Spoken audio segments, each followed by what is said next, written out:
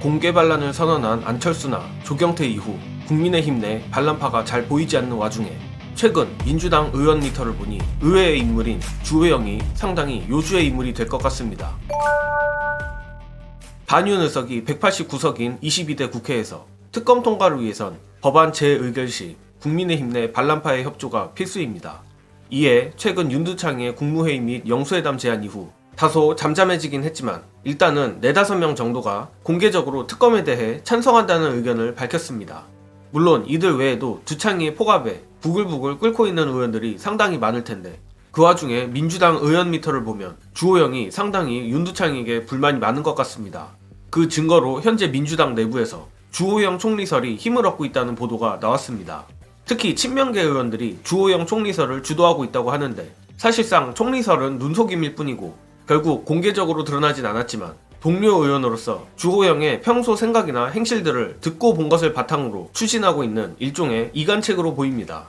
친명계 의원인 정성우 민주당 의원은 23일 CBS 라디오에 출연해 주호영에 대해 유연하고 정치력도 있으시고 다만 어쨌든 전형적인 대구 경북 출신 아니겠냐, 그걸 뛰어넘어서 국민을 통합하는 역할을 할 가능성은 좀 있어 보인다라고 상당히 호평했으며 박주민 의원도 BBS 라디오에 출연해 주호영의 소통 능력에 대해 좋은 평가를 내렸습니다.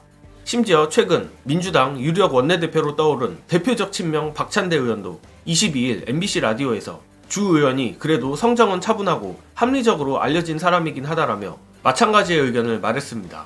일단 주호영이 국민의힘에서 그나마 합리적인 편도 맞고 말이 통하는 의원인 것도 사실입니다.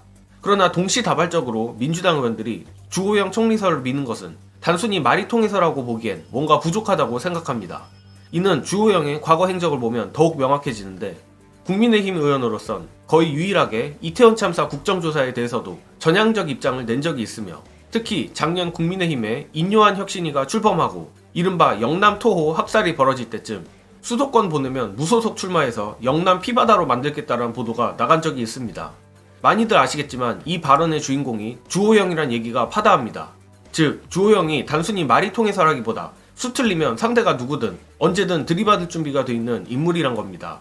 참고로 주호영은 박근혜 탄핵정국 당시 새누리당을 탈당하고 바른정당에 참여한 인물이기도 합니다.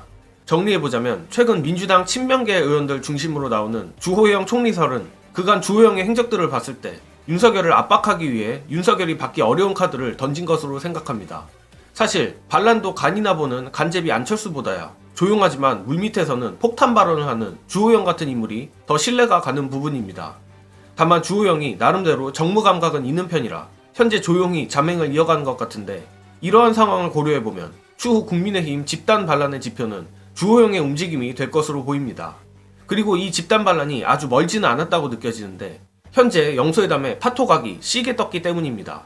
민주당이 최혜병 특검에 대해 타협 불가 방침을 내세웠으니 두창이가 도저히 받을 수 없을 텐데 제 예상엔 결국 영수회담 파토가 나고 대통령실은 이를 수습하기 위해 민주당이 무리한 요구를 했다며 엄플을 하는 방향으로 갈 것 같습니다. 당연히 이렇게 된다면 윤두창 대통령실은 지옥행 급행열차를 타게 될 텐데 아주 기대됩니다. 두창이의 빠른 멸망을 위해서라도 부디 최혜병 특검 핑계대며 파토를 내주길 바라며 끝으로 저들이 파토 낼 가능성이 높은 낼 수밖에 없는 후한무치한 이유 공유드리며 이번 영상은 여기까지 하겠습니다. 시청해주신 여러분 감사합니다. 여당 사람들하고 방송에서 이렇게 얘기해보면 이분들 생각은 이거예요. 분명히 이 영수회담은 본인 사법 리스크를 해소하기 위한 모종의 어떤 계획이 있을 거다. 와. 분명히 그렇게 생각하기 때문에 그래서 여태까지 안 만나준 건데 못 찔릴 거다, 이제 이거죠. 만나주면 분명히 그런 어떤 사법 리스크 완화 대책이 나올 건데 대통령을 어떻게든 끌고 들어가려고 할 거다. 그러니까 이런 부분 때문에 찾아오는 거니까 어떻게 보면은 할 말 다 못한다는 거죠. 왜? 자기 사법 리스크 때문에. 이게 원래 국힘과 대통령실의 생각이에요. 난 사실 대단한 착각이라고 보지만.